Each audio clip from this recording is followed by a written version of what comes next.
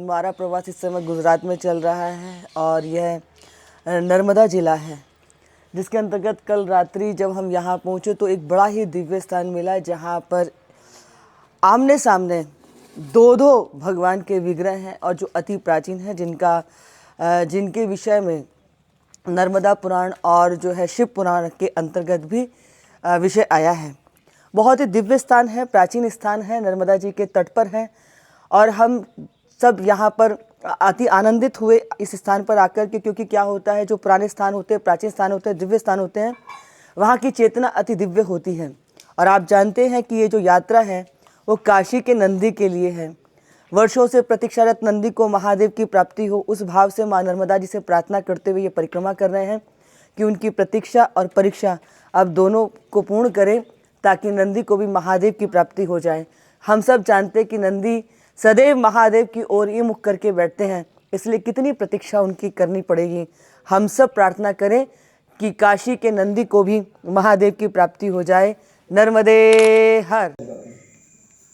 वो किसी कार्य से बाहर गए, पूरे आश्रम की हमें समा गए। तो ये पूरे ब्रह्मांड में एक ही मंदिर है भैया, जो कि महादेव आमने सामने है। इधर धनेश्वर है, इधर पीछे जो है ये लोकेश्वर है, ठीक है। अब वैसे इस जगह के ऊपर 4 शिवलिंग है और चारों ही आदि अनादिकाल है, धनेश्वर, लोकेश्वर, जटेश्वर और कमंडलेश्वर।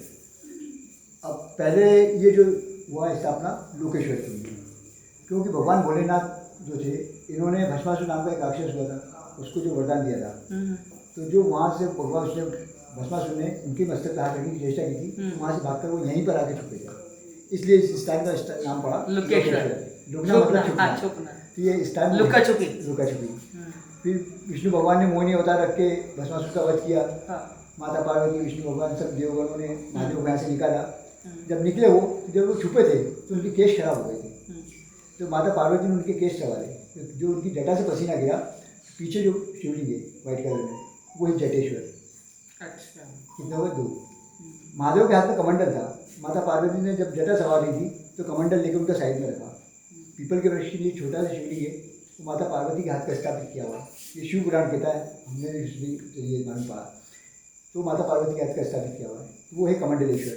अब ये हो गए 3 शिवलिंग यहाँ पर।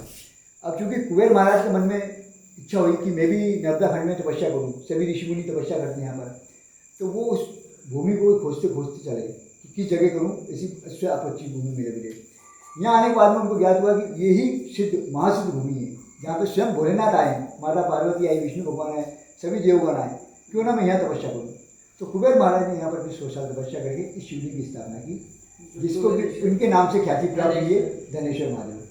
इस स्थान का नाम दिया गया धनेश्वर महादेव, ठीक है। जाकि पहले के ये शिवलिंग है, तो स्थापना इन्होंने की कुबेर महाराज ने 100 साल तपस्या करके और एक ही रात्रि में विश्वकर्मा जी से कि इस मंदिर का निर्माण करवाया। ये मंदिर जो आदि अनादिकाल है, इसलिए इसका वर्णन अलग है। इसलिए मैंने आपसे कहा था कि ये स्थान जो है महासिद्ध। नर्मदे। ये पीछे धनेश्वर महादेव के दर्शन हो रहे हैं और इधर लोकेश्वर महादेव। अरे लोकेश्वर महादेव,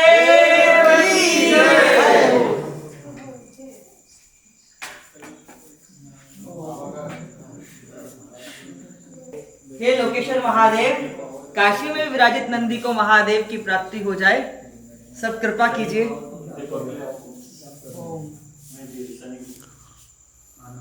नर्मदे